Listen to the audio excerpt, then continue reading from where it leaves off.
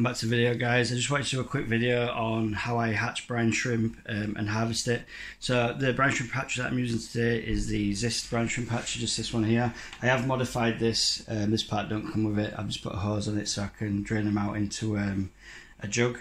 So basically with this brine shrimp hatcher, the volume is 2 litres. You can use any sort of container as long as you can put an air stone in it, so you can use a 2 litre bottle. You can use pretty much anything, a little tray with an air stone in. I'm just using this one because that's the one I use. So basically I just wanted to show you the formula that I use to hatch out the brine shrimp, and it does work every day because I run this hatcher every day, and you'll see later on the success of what I've hatched. So in this brine shrimp hatcher here I use 2 litres, or just under 2 litres of clean tap water, not dechlorinated. I never dechlorinate it. My pH is 6.5 to 6.8 usually out the tap, so low pH doesn't matter. And then I just use this salt. I get it off Amazon. It's just whole food salt, called sea salt. So in this tap water I will add one of these scoops, which is 2 tablespoons of sea salt. So that goes straight in, and then I use these brine shrimp eggs, which are the Aquadip premium product brine shrimp eggs, and I don't measure it.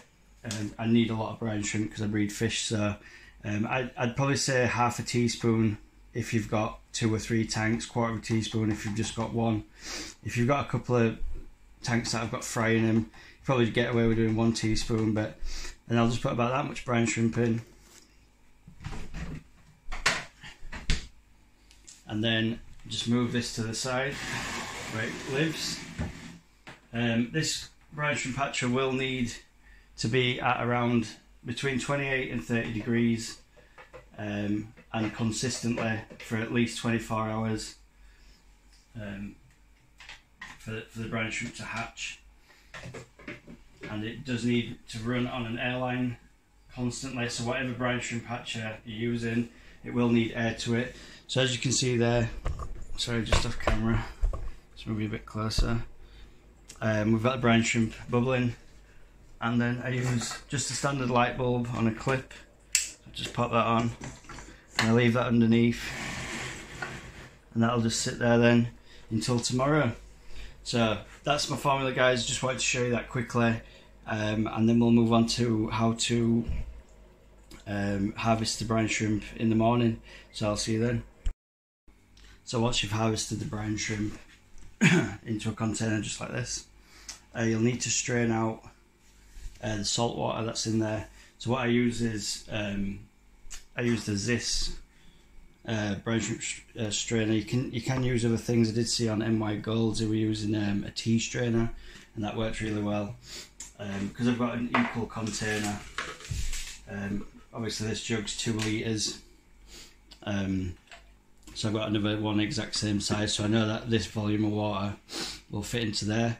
So I'll just get a Zist strainer now, and I'll just hold it there and pour the brine shrimp through.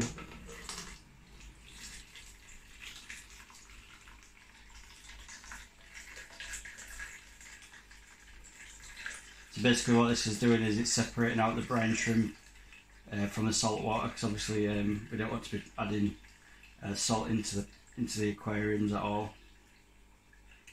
So I usually just leave the last little bit.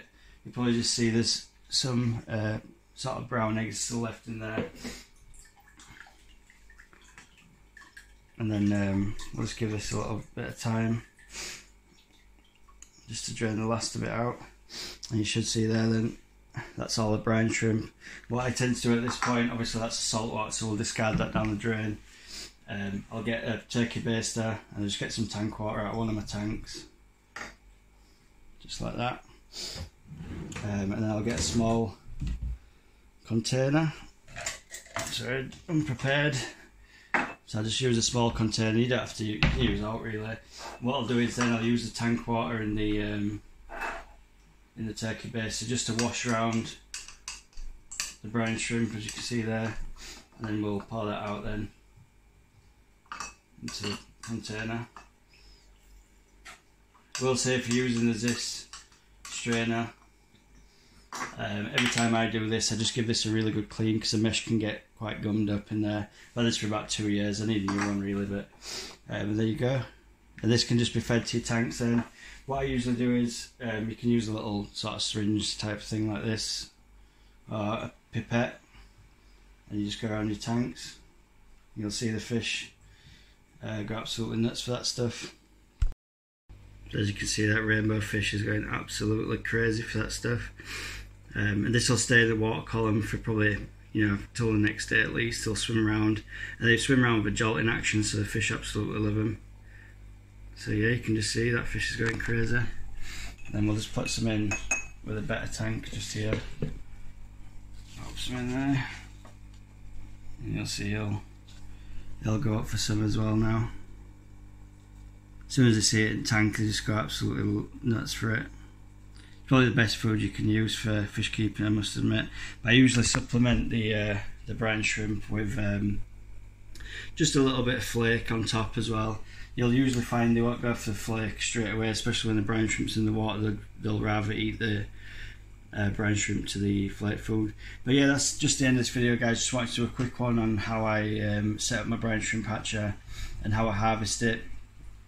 So if you like this kind of content, if you just like to leave a comment down below or press the like button. If you're not subscribed, just click the subscribe button. It'll show you all my new videos coming out. Thanks a lot for watching.